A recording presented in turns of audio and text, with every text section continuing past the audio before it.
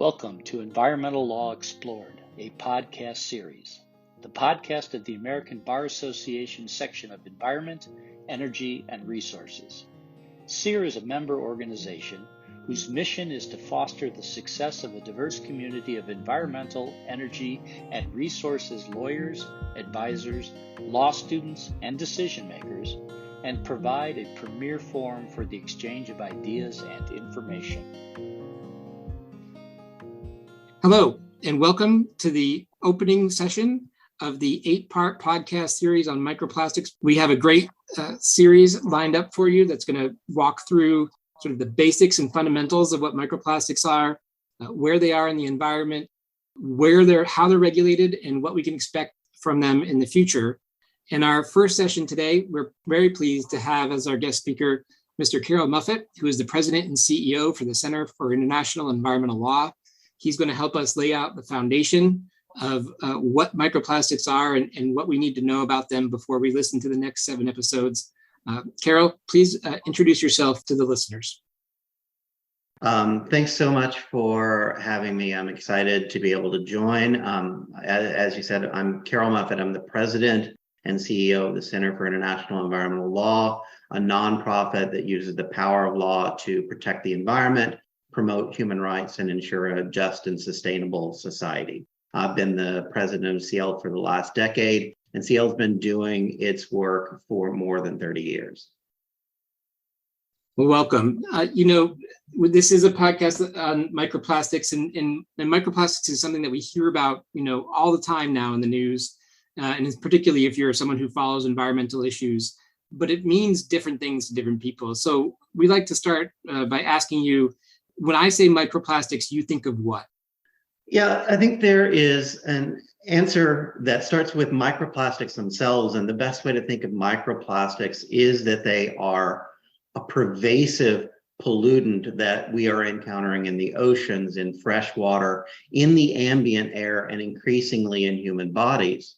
But underlying that is the simpler question of what are plastics? When we talk about plastics, what are we talking about? And plastics are, at root, organic polymers, carbon-based molecules of extraordinary complexity. When plastics were first created, the earliest plastics were actually made from plants and other materials, but today plastics are primarily made from fossil fuels. So more than 99% of what goes into all plastics is oil, coal, and primarily natural gas. And so when I think of plastics, I think of fossil fuels in another form. And I think that understanding of plastics is critical when we look at how we got to where we are with respect to the microplastics in the environment. That's an interesting history. Can I ask, do you know why the shift happened from plant-based plastics to the fossil fuel-based plastics? I do indeed. And that is during, while fossil fuel-based plastics emerged in the late 1930s and in the early 1940s, they really began to proliferate during World War II as the US military and other militaries began scaling up plastic production for a variety of military ends. As World War II was coming to a close, the US and major corporate producers looked at this massive infrastructure that it had created for plastics production and realized that infrastructure needed to be repurposed. And it was with that realization that the industry began looking for ways to take what had been an infrastructure created for wartime and turn it into a source of new consumer goods. And so what we saw was in the years immediately following World War II, the production of fossil-based plastics began expanding exponentially, and it never really stopped. We have seen it grow and grow and grow. And currently, by 2019, we were seeing 460 million tons of plastics being produced globally every year. That's just an astronomical number. in terms of the exponential growth, as you note, from the last 70 years or so after World War II. What's really driving the major uses of plastics? Are they things that consumers see every day, or are they things that are more business oriented? Where are most plastics being used today?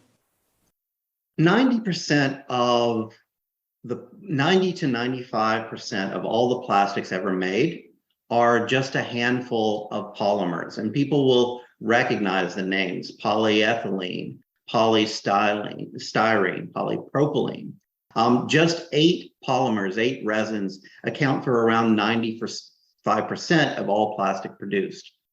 That plastic goes into a variety of goods in a variety of industries, but there are major drivers of the growth. One of the most important drivers in recent years has been the explosion in the use of plastics for packaging and for things like fast fashion. About 40% of all of the plastics produced goes into packaging materials and things that have an average life of between 13 minutes and a few weeks. Beyond that, there is the use of plastic in construction, primarily PVC. Plastic fibers are used in clothing, and this is another area of both rapid growth and a particular source of microplastic pollution in the environment. Plastics are also used in automobiles, although I think the role of plastics in automobiles compared to its role in other parts of the environment is sort of overstated. Plastics are used in medical supplies, but again, it's only a vanishingly small portion of plastic production that goes into uses like that. The great majority of plastics that are being pushed into the world are coming in the form of packaging. They're coming in the form of fast fashion and clothing, and other disposable goods. You mentioned that they're diminishing in their role in the healthcare field. Is there a reason why some areas or uses of microplastics are going away or dwindling while others are expanding?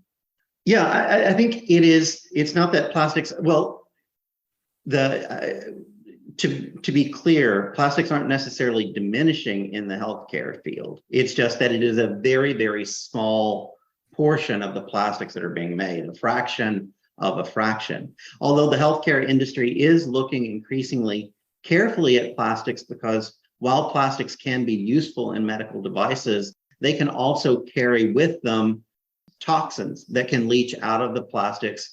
And so that is an area of growing concern in healthcare, in consumer products, and in other places. And it's one of the reasons for mounting concern with microplastics in the environment, because microplastics can be a pollutant not only in their own right, but they can also be a vector for other toxins, both toxins that were part of the plastic production process and toxins that the microplastics accumulate in the environment. Can you tell us a little bit more about the use of plastics in fashion? Because I think most of us are pretty familiar with, we drink water, water or soda out of a plastic bottle. We get our packages and they are oftentimes wrapped in plastic. Those things are all pretty familiar with, but most of us, I don't think, or at least I don't think of plastics when I think of my clothing. Where is that, how is that happening? How is plastic getting into my clothing, and what sort of unique challenges might that pose in terms of the sort of the pollution that results from that industry? The growth of plastic fibers in the clothing sector and in textiles has been astronomical. In recent decades, it has grown to more than 6 times the use of natural fibers. And so polyethylene alone now accounts for about nearly 75% of all of the fibers in clothing is polyethylene. There are a few issues with this, particularly from the perspective of microplastics. One is that we have seen an astronomical growth in what is known as fast fashion. The idea that clothing is meant to be worn just a few times and then effectively it's thrown out. That rise of fast fashion has seen a really dramatic growth, a doubling in the amount of clothing that is being sold and the pace at which it's being sold. I saw a study just last night that said, for a growing number of young people, any item that's being worn more than 2 or 3 times is suddenly considered an old clothing item. And that means that more and more of these fibers are being produced. And the problem is that the fibers that are going into fast fashion are microfibers that when you wash clothing made of these fibers, it comes out in the wash. And the fibers are extraordinarily fine. They can become airborne. They can't be captured. Not only can they not typically be captured by laundry equipment, by washing machines and dryers, but in fact, they elude most water filtration equipment, even in sophisticated communities, and that means that large portions of microfibers and other microplastics are actually eluding water management and sewage management technologies. And this is true in the US, and this is true in other places. And so this is one of the reasons why we're seeing a growing proliferation of microplastics, including microfibers, not only in the oceans, but in the ambient air, raining down in pristine areas and remote areas. Well, let's turn now to sort of what the problem is with microplastics, because we've talked a lot about uses that many of us depend on or have every day in our life and take advantage of. What is the problem that they pose when they get into the environment? The problems are enormous, and we're only beginning to understand them. I think it's important to recognize that microplastics show up in the environment through a number of mechanisms. I alluded to one, which is microplastics escaping in laundry, for example. But then the sewage sludge containing those microplastics may be spread on agricultural soils as fertilizer, which adds those microplastics to the agricultural soil. Microplastics can also be added directly into the environment. CIEL recently released a research report documenting that huge quantities of microplastics are actually being directly applied to agricultural soils and to food crops because they're included in pesticides and fertilizers. Then you see microplastics being created when other forms of plastic are released into the environment. So plastic that makes its way into rivers or into the ocean gradually breaks down into ever smaller forms of plastic. And that brings us to what are the challenges with this? What are the problems? Well, there are numerous problems. Plastic in agricultural soil, for example, can affect the soil biota. It can affect with impacts on the soil's ability to uptake carbon, how the soil manages nutrients, and those plastics can actually leach toxins into food crops and other materials. In fact, plastics that are in agricultural soils can be taken up into the edible parts of plants, which puts them in the human food supply. Similarly, microplastics have been detected in shellfish, in edible fish, in commercially exploited fish, in ecosystems around the world. That not only affects those ecosystems, but again puts them in the human food supply. And we see something very similar with water, where microplastics have been documented in not only in drinking water coming out of the tap in countries around the world, but in bottled water in countries around the world. And so literally we are being exposed to microplastics on a more or less continual basis. One of the emerging concerns is that, as I alluded, microplastics also, microplastic particles are also spread through the ambient air, which means that they can be inhaled. And so what we're seeing is microplastics are finding more and more routes into the human food supply, and that's showing up in the human body. It showed up in blood samples. It showed up in stool samples, which means, and there is evidence that plastics can pass through critical internal barriers in the body, membranes that put it into the blood supply. In fish, microplastics have been shown to pass the blood-brain barrier and move into the brain of fish. This raises a number of concerns, both because the plastics themselves are a potential toxin and potential irritant, and as I noted, because they are a vector for other forms of toxins, both toxins that leach from the plastics themselves and toxins that can be picked up and accumulated by plastics in the environment. And I'll say that this is an issue that the industry has been on notice of for much longer than you might think. CIEL's research found examples of industry-funded research in the 1950s and 60s that documented that plastics were aggregating oil and other toxins when they were floating around in the ocean. And so that ability of plastics to accumulate other forms of toxins has been well established for a very long time. So they're in just about everything that we use, and they are in just about every sort of environmental media that exists.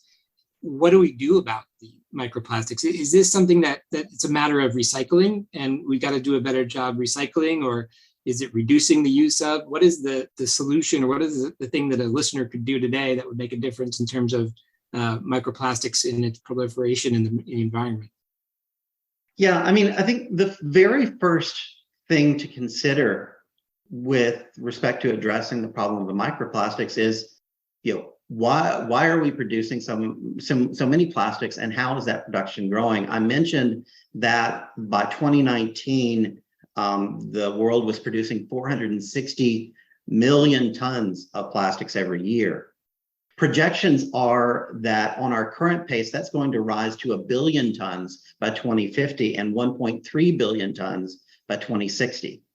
That rapid growth has been driven by massive investments in new plastic production infrastructure in the United States and around the world. The American Chemistry Council recently reported that the industry has invested more than $200 billion in recent years in more than 300 new or expanded facilities for plastics and other petrochemicals. In the US, this has been heavily concentrated in the Gulf Coast and Appalachia, largely because, as I pointed out early on, plastics are made of fossil fuels, and the fracking boom drove a massive build out in new plastics infrastructure to take advantage of that cheap supply. And it's important to understand that massive growth because it speaks to why we can't recycle our way out of the plastic crisis if we're producing ever more volumes of plastic. Less than 9% of all the plastics ever produced have actually been recycled. And that figure is likely to be a very significant overstatement for a number of reasons. The simplest reason is in the US and Europe for more than a decade, waste plastic was being put on freighters shipped to China, and the moment it left the port, it was called recycled. But as China has made clear to the world, the vast majority of what was being shipped there had no economic utility at all. It was simply waste. And so that 9% is actually a real overstatement. Only a fraction of plastics are ever recycled. And the reasons for that are numerous. Plastics are complex materials. They are complex materials. Virgin plastics tend to be dramatically cheaper than recycled plastics. And many forms of plastics are not easily recycled. This is further compounded by the fact that recycling information from the industry has actually really confused the public about what is and is not recyclable under different circumstances, which means that loads of things that people thought that they were recycling were just waste that bogged down systems, contaminated systems, actually interfered with recycling equipment.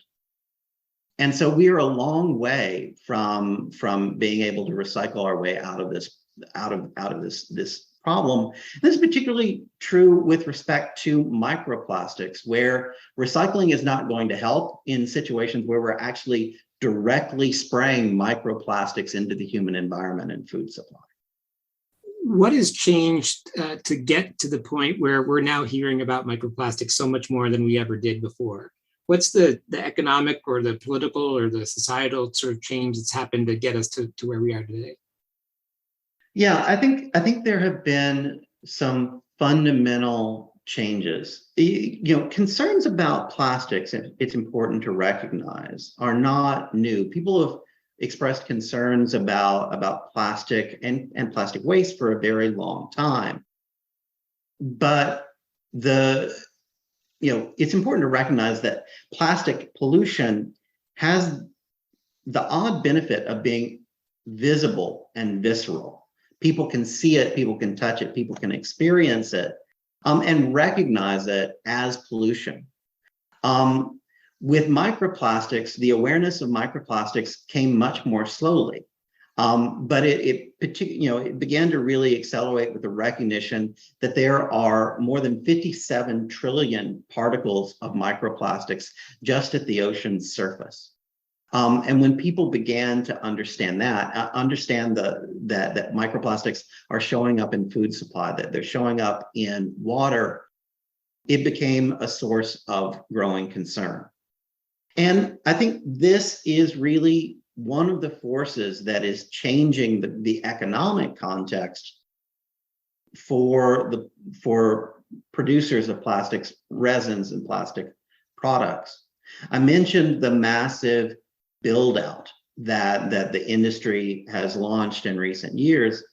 We know from the industry's own statements that build out was premised on a few assumptions. One of those assumptions was that demand for plastics was going to continue to grow really rapidly, and it was going to grow in two distinct places. First, demand for plastics was going to grow among millennials and Gen Zers. The industry thought we have to grow the use of plastics by young people. That's our growth market in the US and Europe. And at the same time, the industry looked at the global South and said, we need to increase plastic production and plastic use in Asia and in Africa and in the Americas. And those assumptions that the market would grow substantially, coupled with the assumptions that there were these massive quantities of cheap feedstocks driven by the fracking boom, meant that the industry was looking at plastics as a major engine for new profit, as long-term demand for fossil fuels for transport and energy declines in the face of climate change. But the context has been shifting. First, it shifted with respect to consumer demand, because as consumers have become increasingly aware of plastic risks, people are demanding other choices and other options. And at the same time, we've seen rising regulatory action at multiple levels. Obviously, regulatory action that people have seen in US states from New York and New Hampshire to California is one example. But when you look at the industry's plans for growth, the even more important regulatory actions are the plastic bag and plastic material phase outs that started in Kenya and spread rapidly across Africa, with dozens of countries in Africa phasing out key disposable forms of plastics and leading a call for more global action. India, which was a major growth area, a major growth market for plastic producers, also announced pretty ambitious phase out timelines for a wide array of plastics. And of course, the European Union has adopted wide-ranging plastic phase-out plans that are already in place and could be accelerating even further as Europe looks for ways to reduce its reliance on fossil gas in the wake of the Russian invasion. So that's the demand side. We've seen this rapidly changing context in which the demand growth that the industry had projected hasn't been materializing. And meantime, this massive new capacity is coming online. So that even before the pandemic, the industry was acknowledging that new plastic plants were being overbuilt and many projects were being shelved. We're seeing a renewed, in the wake of the recent downturn, we're seeing a renewed push to build more of these plants. But that brings us to the other complicating factor and the other way that the economics have changed. And that is, particularly in the US and in Europe, the build out of these new plants was really premised on the availability of natural gas at very, very low prices because of the fracking boom. Well, the fracking boom proved uneconomic, and we saw massive bankruptcies in the fracking sector in the wake of the pandemic. More recently, the opposite problem has emerged with the Russian invasion of Ukraine driving gas prices to extraordinarily high new levels. And this is a critical feedstock the price of which has grown astronomically. And so for the builders of these new plants, they are facing both lower than expected demand growth and higher than expected costs, and really unpredictable costs because of the links to the fossil economy. And those links actually point to one of the biggest, longest term sources of headwinds, which is that because they are fossil fuels in another form, the production of plastics has effectively been subsidized to a substantial extent by the fact that plastic feedstocks are byproducts of the exploration, production, and refining of oil and gas. And so as the demand for oil and gas for energy and transport declines, that effective subsidization is going to disappear. And so I think these are the factors that I think the industry is facing as we head into the decade ahead. And the last 2 points that I want to make on this are, one, that the industry is also going to face the fact that the world announced in March that it will be negotiating a new global treaty to address the entire life cycle of plastics. And so all of these new investments in plastics and plastic products are going to be undertaken against the backdrop of active negotiations to address the plastic life cycle and its consequences. And there's a growing recognition that plastic production is not only an environmental and a health problem, it's a climate problem. The expansion of all that plastic production will add 56 gigatons of carbon to the environment between now and 2050. When we calculated that figure in 2019, we said that we were being conservative. New estimates suggest that we were, in fact, understating the scale of the problem. And so as the world becomes increasingly aware of the need for urgent action to address the climate crisis, plastic production is going to be pulled up into that.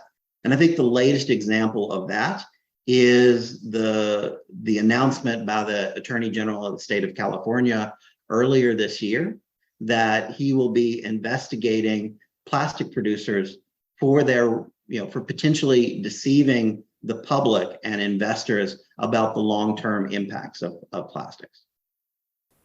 You've certainly given us a lot to think about in our first episode here, and I want to thank you for really setting the table and helping us understand the fundamentals of what microplastics are, what the challenges they pose. We're going to close each of these sessions by asking the speaker if there's one thing that you want the listeners to take away from all that you said today. What is that one thing that you want people to remember from all the things that you mentioned? It's simple. We cannot recycle our way out of the plastics crisis. The simplest way to address the rapid expansion of plastics in our environment is to reduce the amount of plastics that we're producing as part of the transition away from the fossil economy. Today has been Mr. Carroll Muffett, the president and CEO of the Center for International Environmental Law. I want to thank him for his time today and sharing some of his knowledge with us. You've given us a great amount of information to think about. Our next session focuses on the presence of microplastics in the environment. We'll move on to some science-based and technology-based sessions, for ending our 8 sessions with regulatory impacts in the future what can we expect? So we hope that you tune in. But for today, thank you so much. Thanks so much for having me.